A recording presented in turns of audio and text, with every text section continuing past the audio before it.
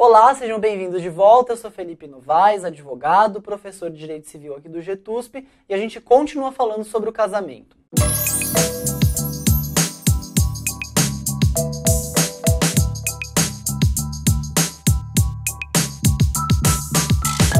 Bem, na última aula, só retomando, a gente falou sobre as hipóteses de inexistência e nulidade do casamento. Agora a gente vai falar sobre o casamento que é anulável, ou seja, lembra-se daquela diferenciação que a gente fez entre nulidade e anulabilidade?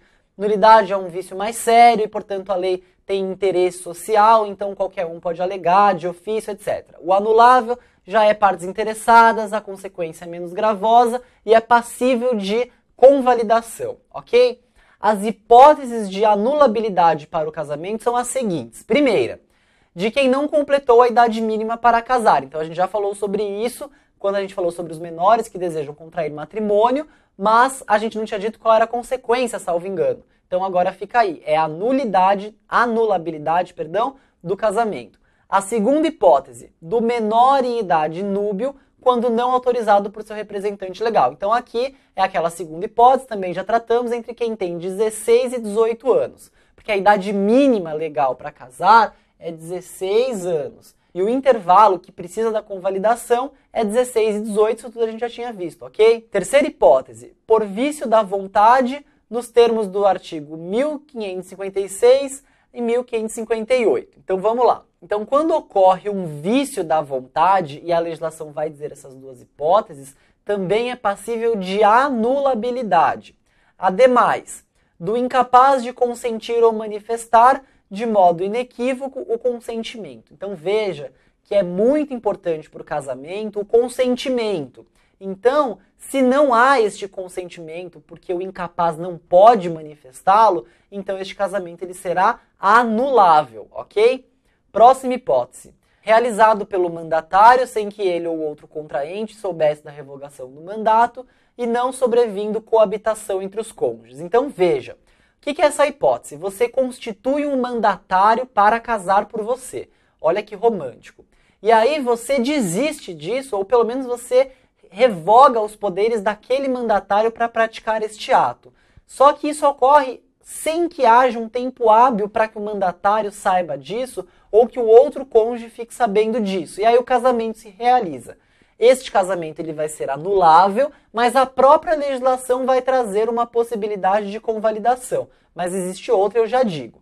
A possibilidade legal é se sobrevir uma coabitação, ou seja, se as partes começaram a morar junto depois disso, então significa dizer que eles convalidaram aquele vício inicial da vontade. E outra hipótese é justamente isso, se a parte expressamente convalidar esse ato de vontade, ok? E a sexta hipótese é por incompetência da autoridade celebrante. Então a lei vai impor exatamente a consequência normativa para isso. O artigo 156 a 158, né, que é o que a legislação vai dizer, eles vão prever esses vícios de vontade ou esses erros de manifestação. E os erros eles decorrem da identidade, da honra, boa fama, sendo este erro tal que o seu conhecimento ulterior torne insuportável a vida em comum ao cônjuge enganado. Ou a ignorância de crime anterior ao casamento que, por sua natureza, torna insuportável a vida conjugal. Terceira hipótese, a ignorância anterior ao casamento de defeito físico irremediável ou de moléstia grave transmissível pelo contágio ou herança capaz de pôr em risco a saúde do outro cônjuge ou de sua descendência. Ou quarto, a ignorância anterior ao casamento de doença mental grave que, por sua natureza, torna insuportável a vida em comum ao cônjuge enganado.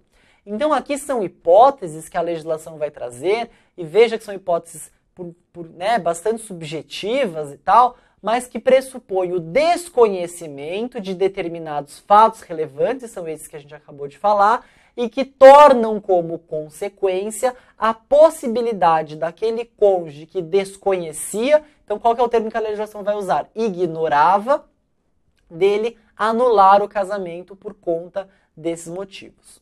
Ademais, o artigo 1558 vai dizer que o casamento ele é anulável quando o consentimento de um ou ambos os cônjuges houver sido captado mediante fundado temor de mal considerável e iminente para a vida, a saúde e a honra sua de seus familiares. Ou seja, aqui, mais uma vez, a gente vê que o Instituto privilegia e torna como um dos elementos mais importantes a existência da livre vontade, porque justamente um casamento ele passa a obrigar a pessoa de diversos deveres, ao passo também em que confere a ela diversos direitos. Então veja, aqui há essa restrição por anulabilidade, portanto, veja, aí a gente entende, né? Por que que o casamento ele trata desse assunto como anulabilidade? Porque se a gente está falando de uma relação, de uma celebração conjugal, a posterior convalidação dessa vontade é mais importante do que o que deu início àquilo.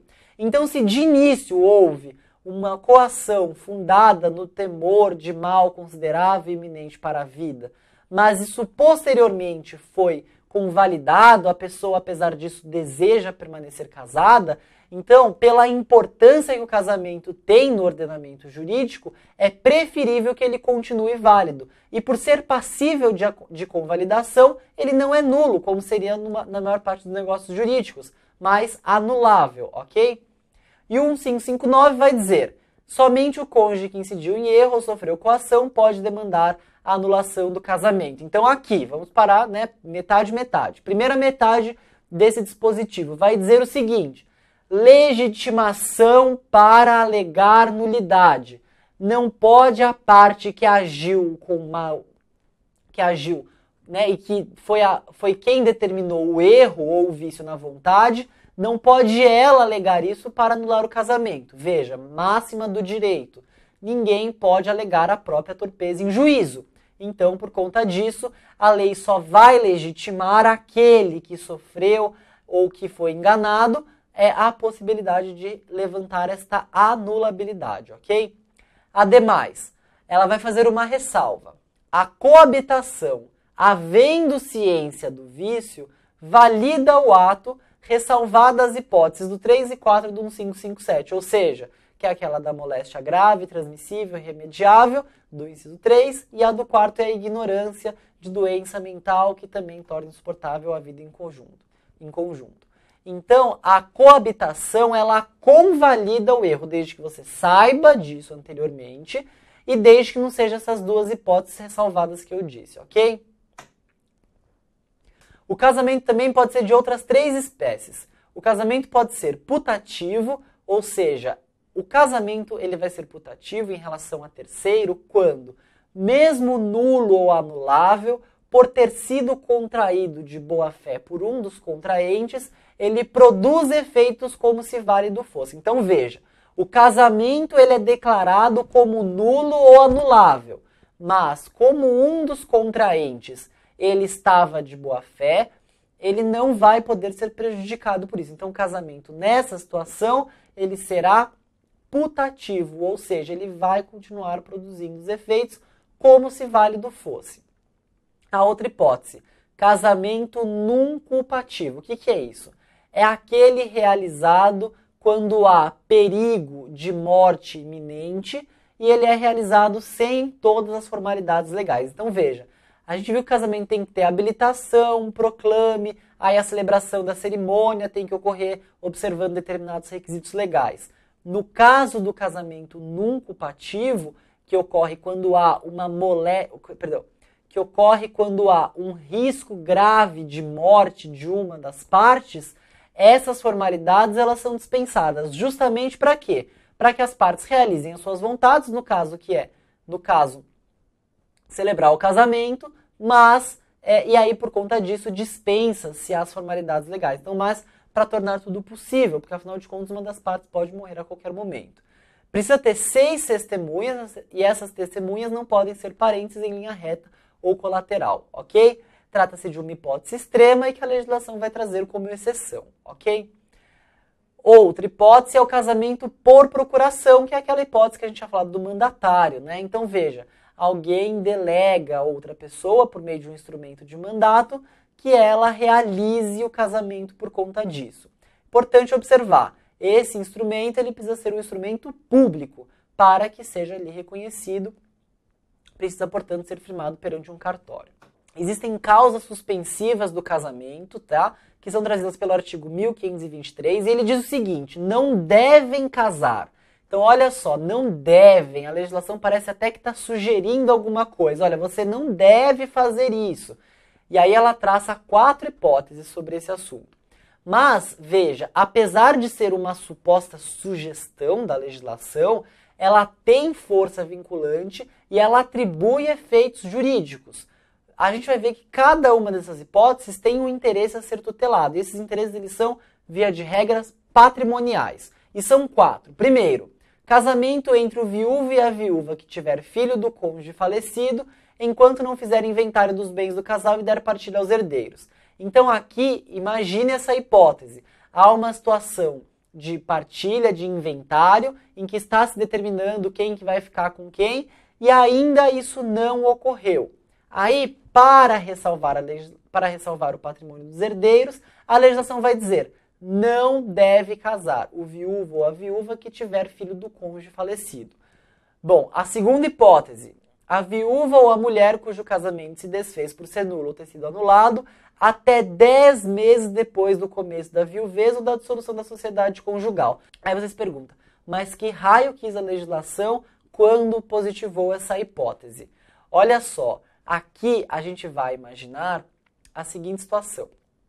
Ele vai falar da viúva ou da mulher e colocar um prazo de 10 meses justamente porque aqui a proteção é em relação a uma suposta situação de gravidez. E lá no parágrafo único você vai ver que todas as hipóteses vão ser ressalvadas, caso haja essa garantia patrimonial, mas na hipótese 2 vai dizer o seguinte: a nubente deverá aprovar o nascimento de filho ou inexistência de gravidez na fluência do prazo. Então, se você provar que você já tinha um filho, né, nasceu um menino na fluência do prazo, ou inexistir essa gravidez e ficar declarada a inexistência da gravidez, aí nesse caso, este conselho legal, entre aspas, porque vai ter consequências jurídicas, por exemplo, o regime de comunhão, regime de casamento, ele vai ser determinado caso ele vai ser legalmente imposto, caso incorra numa dessas hipóteses, é afastado caso você preste a declaração. Então, por isso que a legislação fez uma ressalva para a viúva e para a mulher e colocou um prazo de 10 meses, que é o prazo da gravidez mais um mês, para que haja aí uma garantia maior. Terceira hipótese: o divorciado enquanto não houver sido homologada ou decidida a partilha dos bens ou do casal. Então, mais uma vez, uma situação para evitar um conflito, evitar uma situação que prejudique essa divisão patrimonial. E a quarta situação: o tutor ou curador ou seus descendentes, ascendentes, irmãos, cunhados ou sobrinhos, com a pessoa tutelada ou curatelada, enquanto não cessar a tutela ou a curatela e não estiverem saudadas as respectivas contas. Ou seja, mais uma vez, a legislação vai prever que há uma suposta incompatibilidade de interesses nessa situação entre tutores, curadores e descendentes, e também, ampliando isso aos seus ascendentes, descendentes, irmãos, cunhados ou sobrinhos. Em relação a quem? A pessoa tutelada. Então, imagine o casamento do tutor com a pessoa ao qual ele realiza a sua tutela, ok? Então, nesse caso, vai incidir nessa hipótese da norma. A gente fala agora sobre a dissolução do casamento. Então, a gente já falou sobre a forma do casamento ser celebrado, instituído, as fases. A gente já falou das atribuições jurídicas, a gente já falou das espécies especiais de casamento e as nulidades, anulabilidades, inexistência. E agora a gente fala da dissolução. E aí a gente faz um pequeno retrospecto em relação à evolução histórica legislativa sobre esse assunto. Primeiro lugar, até 1977 não era possível a dissolução do vínculo conjugal. Ele era eterno. Uma vez que você constituía, você não desfazia o vínculo conjugal. Era possível e existia um instituto que se chamava desquite, que colocava fim às obrigações conjugais, mas o desquite ele não era suficiente para essa dissolução absoluta do vínculo conjugal. O que isso quer dizer? Que uma pessoa que casava nunca mais poderia casar de novo, porque não pode casar, e é uma das hipóteses da lei, a pessoa que já é casada, ou seja, que possui este vínculo conjugal. A partir de 1977, isso passou a ser possível por meio do divórcio, mas havia uma condição. antes do divórcio, você deveria ter previamente uma separação judicial, ou seja, você ia lá e formalizava, fazia um requerimento ao Estado juiz e obtinha este reconhecimento. Então, a separação judicial por 1 ano ou a separação de fato por 2 anos. Então, efetivamente, ninguém formalizou nada, mas a situação fática já dizia que havia uma separação. Então, nesse caso, é a separação de fato. E aí ela deveria ser de 2 anos. Houve uma emenda à Constituição, a emenda 66 de 2010, e a separação deixou de ser requisito para o divórcio. Aí você me pergunta, mas quais são os efeitos da separação? Veja, a separação ela põe fim aos deveres conjugais e ao regime de bens do casamento, mas ela não tem o condão de colocar fim ao vínculo conjugal. E você não pode casar de novo porquanto perdurar um vínculo conjugal. Então veja que a separação ela tem uma possibilidade de afetação diferenciada, certo? Menor do que teria o divórcio. Antigamente ela era pressuposto, atualmente ela não é mais pressuposto. Existe uma grande divergência na doutrina e ainda não consolidada acerca da existência ou não da separação nos dias atuais. Ou seja, com o advento da emenda à Constituição, persiste a existência da separação e aí temos bons defensores que sim e bons defensores que não.